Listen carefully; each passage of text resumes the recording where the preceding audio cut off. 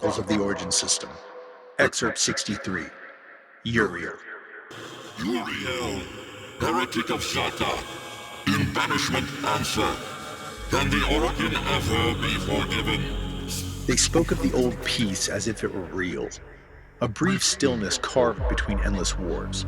But to the Tenno, it lingered only as dream fracture, half memory, half myth. Echoed in cold corridors of the dead hum of forgotten vaults. Within that silence once stood Grand Carnus Roth, Orican by blood, Vice Regent by conquest. He had led armies across the system of Tau, wreathed in flame and command. But in the glow of endless victory, he saw only decay. The empire he bled for had grown glutted immortal and indifferent.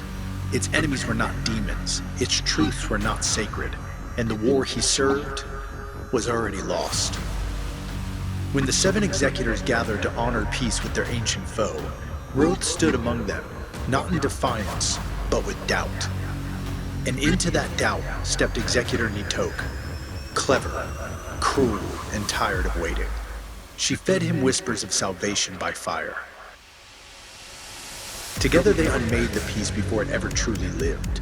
A silent coup, a blade behind every oath. Roth became her executioner, but when the rebellion drowned in blood, Nitok vanished into myth. He did not. Albrecht Entrati did not see a traitor. He saw an answer. He spared Roth from death and cast him into a prison outside time, La Cathedral. Neither prison nor sanctuary, but a crucible. Here the heretic of Zata was made to endure every sin, each memory sharpened by silence. No kuva, no resurrection, only reflection and the flicker of dying candles. Over centuries, Roth unraveled. His form became a vessel, a shell forged in flesh and torment, part Orican, part something else. He did not resist the transformation. Perhaps it was penance, perhaps prophecy. But now at the threshold of ruin, as the void churns and the old lies fall away, the Tenno find him once more. Not as Orican, not as a prisoner, but as Uriel, a soul flayed by truth, a weapon born from betrayal, a devil who remembers what angels chose to forget. He does not plead, for what need does a devil have for forgiveness, when hell is a lie spun by madmen? So speaks the heretic. So begins the reckoning. Uriel, the heretic of Zata. Alright Tenno, we've covered who he was, now it's time to show you what he does. This is Uriel, configured for maximum heresy, 313% strength which scales to 488% when all of our buffs are activated. That's not a build, that's an unholy leg spreading of every faction in the Origin system.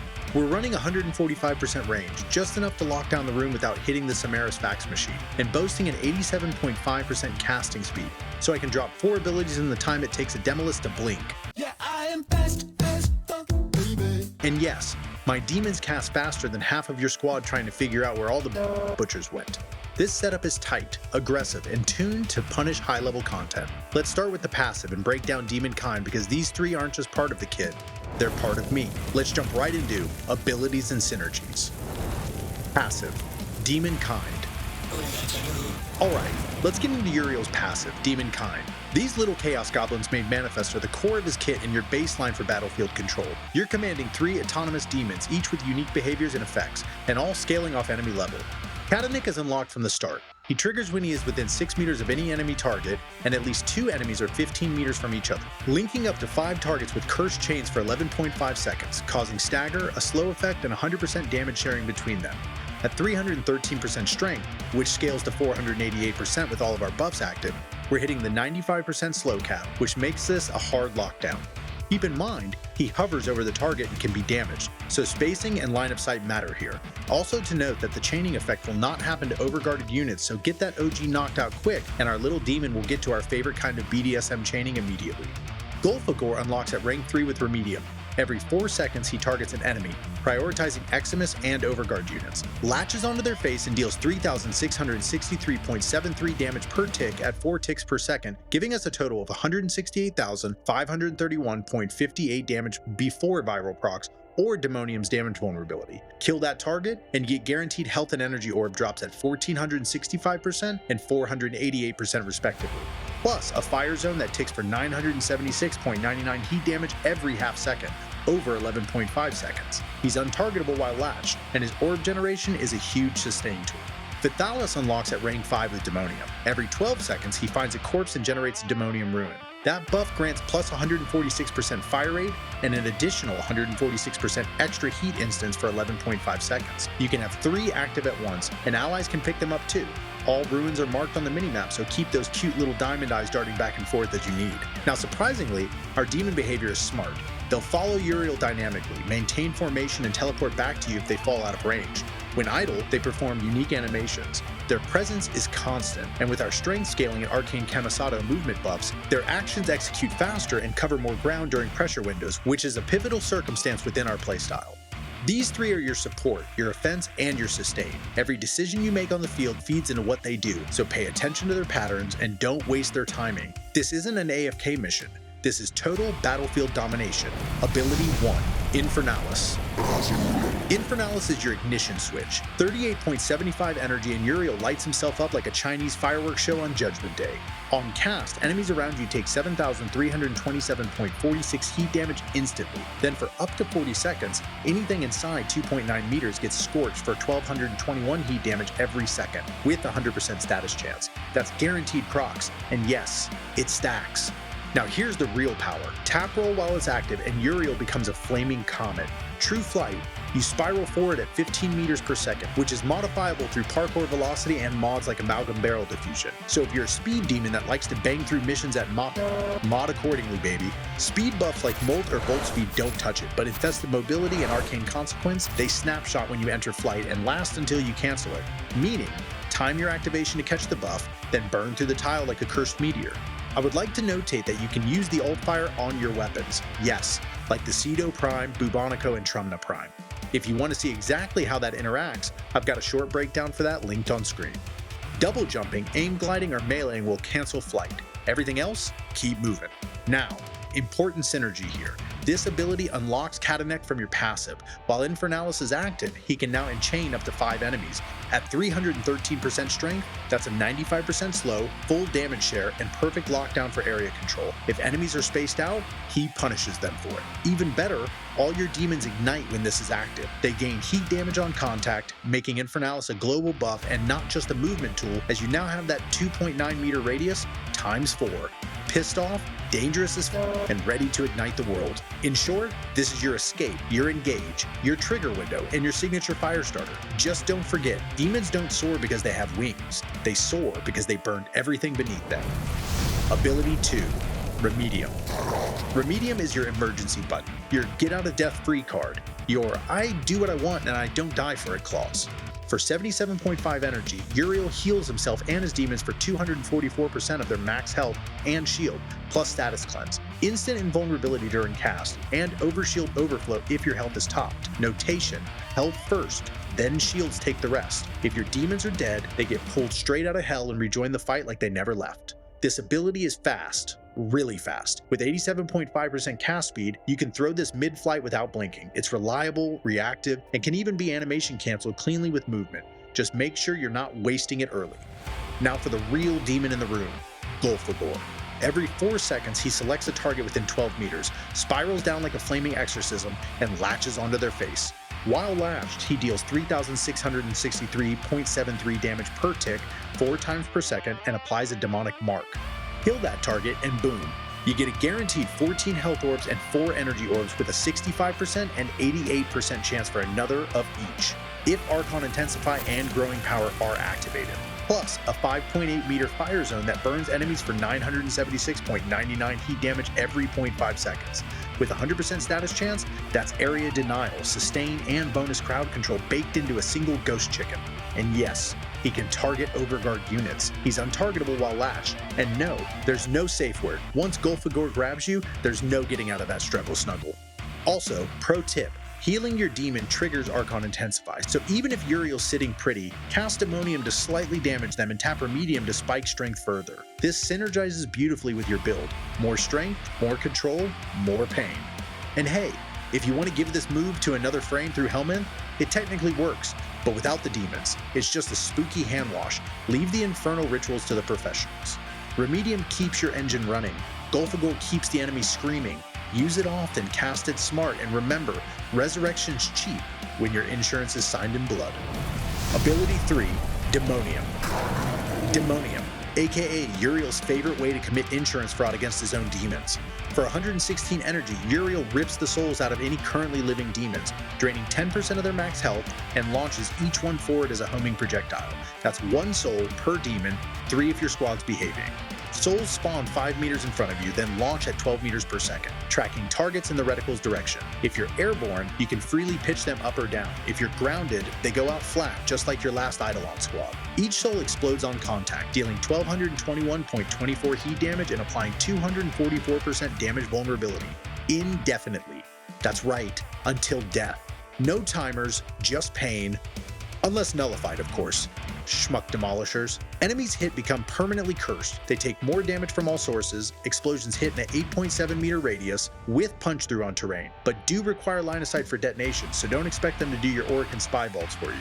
On top of that, Vythelas will give you Demonium ruins that will spike your weaponry with 146% extra heat damage instance and 146% fire rate boost. So even though we don't focus on being a weapons platform, we can skull any enemy with any weapon in a matter of moments. Cheeky, am I right? You can recast Demonium while it's active to fire more souls. It costs 116 energy each time, but with our build sustain and casting speed, it feels like a flaming machine gun of sin. Important, if none of your demons are alive, this ability will not cast, so don't get cocky and don't forget to check your squad. Now here's where things catch fire. Literally. If Infernalis is active, the souls ignite mid-flight. They emit a flaming aura that ticks heat damage and status around them. It's beautiful, it's cruel, it's an airborne barbecue. Oh, and every soul hit feeds into your Brimstone gauge, so Demonium doubles as your ultimate Hellborn generator. Now you can't kill your demons with this. 10% HP per cast won't finish them off, but overusing it without Remedium or orb drops, yeah, you might end up with 3 ghosts on vacation. But synergize this with Remedium, and not only will you keep them alive, but you'll be proccing Archon Intensify like my Arabic father in a newly opened falafel shop. Wallahi, you're getting a damage cap. Bottom line, Demonium is your go-to vulnerability debuff, weapon buff, Brimstone charger, and probably your best reason to never make eye contact with Vythelas again. If you're running this at max strength like we are, this isn't a damage boost, it's a death sentence. Ability 4, Brimstone. Alright, time to talk Brimstone, Uriel's 4th ability and the part of the kit where subtlety goes to die. This is your ultimate, your domain, your Iblis-style reality nuke. You can't cast it whenever you want, you've got to earn it. Brimstone requires a full fury gauge, which charges as you command your demons. Kill with Catenach's chains, feed Gulphagor's hunger, pick up Vythelas' ruins, or just melt fools with Demonium. Every action fuels the Inferno. Once the gauge is full, you spend 116.25 energy to drop the Infernal Hammer. Uriel becomes invulnerable while casting, then slams down and erupts a 43.5 meter hell ring of flaming sulfur for 11.5 full seconds. The initial detonation hits for 7,327 heat damage with 100% status chance. That's your opener. But here's the kicker, every 0.5 seconds afterwards, enemies get hit again, and the damage ramps, plus 100% heat per tick up to 10x damage scaling. Now understand that because of heat inherit, the equation would have to be broken down per tick of damage, as each heat proc would exponentially increase off the first proc, and we simply don't have another 2 minutes to go over those numbers. So for the sake of time, let's break down the numbers without heat inherit in mind. So at 23 instances of damage, Brimstone's damage before any viral procs, Demonium buffs, or armor strip will sit at 1,355,495 total damage. If we add full viral priming, a partial 80% armor strip at 8x, and our Demonium damage vulnerability, our equation will sit at 1,355,495 times 4.25 times 8 equaling 46,086,830. With our 244% damage vulnerability applied, our damage equation is as such: 46,086,830 times 1 plus 244% equaling 158,458,830. 538,695.2. If they were to take the full instances of damage, which, let's be honest, ain't no bitch-ass butcher taking that. Yes, you heard that right. Let them live too long in the zone, and they're taking a Molotov symphony. If you've ever wanted to hear a Demolist beg without using voice lines, this is the button. Which leads me to my next point and ultimately our happy place. Conan the Barbarian type shit. Iblis style motherfucker. The ring is fully visible, burning brimstone and molten rock churn under your feet. Even the floor starts regretting its life choices. Cast it from midair, Uriel dive bombs like a meteor and slams into the ground. It's theatrical, it's violent, it's exactly what you came here for. With our strength stacking and status uptime, this zone doesn't just burn, it evaporates. Combine it with chain targets from Catenach or lock a group in Gulphagor's radius, and you're watching bodies melt before your next reload. This isn't a panic ult, this is an execution arena. You cast Brimstone because the room exists, and you don't want it to anymore. And if you're still standing in the circle when it ends, good, because that means you're the one who lit it. Archon Shards, the infernal engine. Let's talk shards, because Uriel's not just running hot, he's forged in the fiery abyss of your mother's hot desire. We're using 3 Tauforged Crimson Archon Shards, that's 15% ability strength each for an extra 45% strength bonus. Stack that with our base mods, Growing Power, Molt Augmented, Camisado, and Archon Intensify activation, you're breaking every cap that matters. Toss in a Crimson Shard for duration to get Brimstone and other abilities to an 11.5 second duration. Then we drop a Tauforged Amber Shard for plus 37.5% casting speed, paired with Natural Talent for a total of plus 87.5% cast speed. What does that mean? It means we cast everything, Infernalis, Remedium, Demonium, and Brimstone, within a single Demolist Nullifier pulse. The window opens, we drop the full Infernal sweep, and the window closes, on a pile of ashes. More importantly, Remedium becomes uninterruptible. That invuln casts so fast, it makes Nidus look like he's doing Tai Chi. This shard setup doesn't just make the build stronger, it makes it immortal. You are fast, you are untouchable, you are the reason extraction gets delayed. Arsenal. Burn the system down. Alright, let's open up the vault. Arsenal time. Primary weapon, we're running a Heat Inherit Phage, set up with primary Debilitate. This gives us viral, corrosive, and inherited heat on every ability cast. It synergizes perfectly with Uriel's passive procs and area control. Debilitate also does something spicy. After 10 status effects, it breaks apart combined elements. That means your viral plus corrosive, it now becomes viral, heat, corrosive, toxin, electric, cold, and despair. Enemies basically get locked in place while their health bars spiral into a poetry slam. Now if Phage isn't your flavor, Ignis Wraith, Boar Prime, or Burston Prime are all solid alternatives. Just pair any of those with the Kompressa Prime as your primer and keep the status chain rolling. But if you really want to skull fuck the entire Origin system, throw on the Onos as your secondary. It sprays so many heat procs, it makes Ember look like she's holding a Zippo. Nothing survives, not even the floor. And finally, our melee, Furax Wraith Incarnate. Why? Because sometimes you just need to crater someone's skull into another timeline. Slam attacks hit like a meteor, and the ground left behind turns into a burning dot field that makes everything regretted spawn timer. We're modding for Blast plus Crescendo, but I've got 2 alt builds here too. One for pure heat spam, the other for a hybrid Blast influence setup. Both are sick, both are spicy, both make Steel Path cry. This isn't just an arsenal, it's a weaponized mood. So gear up, dive in, and if you can still see enemy health bars, you're doing it wrong. Now, companions. Yeah, we're using the best boy. Who the fuck else did you think? The Operator, Heat Beyond the Veil. Alright, we're adding a very special section now that the Tauron strikes are here, which I'm insanely excited about. Let's talk about the secret sauce, your Operator setup. Because while Uriel is lighting up the battlefield, we're setting the Void on fire too. We're running Vazarin with the new Tauron strike weapon, Nidri. Not only for support and maximizing our Crescendo stacks, but for full control and insane synergy. With this Tauron strike, we're stripping Overguard, applying 100% status vulnerability, redirecting 50% damage to everything nearby, and healing the whole team for 300 HP per second. Downed ally, they get back up. Dead ally, they're resurrected. Call it necromancy, call it cheating. I call it a Tuesday. And yes, it scales with enemy level, slower but harder, perfect for long endurance runs, Steel Path survival, or whatever flavor of hell you're planning. Now here's where it gets spicy. We're running the Zid on Uskas Arcane. Get a kill with your Operator or Tauron strikes, and your secondary gains 2.4% heat damage up to a max of 250%. Stack that with Magus Melt, Accelerant, Virtuous Forge, and Virtuous Ghost, and your Onos turns into a literal planet destroyer. We're not talking high numbers, we're talking billions of damage on tap. The Operator isn't just a utility pick anymore, it's your tactical warhead. You prep the grid with status vulnerability, detonate the room with Onos, and if anything survives, they're either bugged or blessed. So if you're not using this setup yet, let me be clear. Get on the train or get out of the squad, because the only thing that's not melting out here is me. Uriel isn't just a frame, he's a reckoning. We've layered ability strength past the ceiling, cast speed that breaks nullifier windows, demon companions that lock down the map, and firepower that turns endurance content into a bad memory. From Brimstone's full map melt zones to the Onos vaporizing bosses in a single volley, this entire build is tuned to dominate. Operator, Arsenal, Shard, Matrix, it all flows. Every piece feeding the next, every cast a death sentence.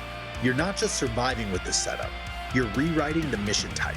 So light it up, dreamers. Spread the fire. Don't forget to like, share, and subscribe for more epic Warframe content. I'm the Demon Prince, and I'll see you in the void, dreamers.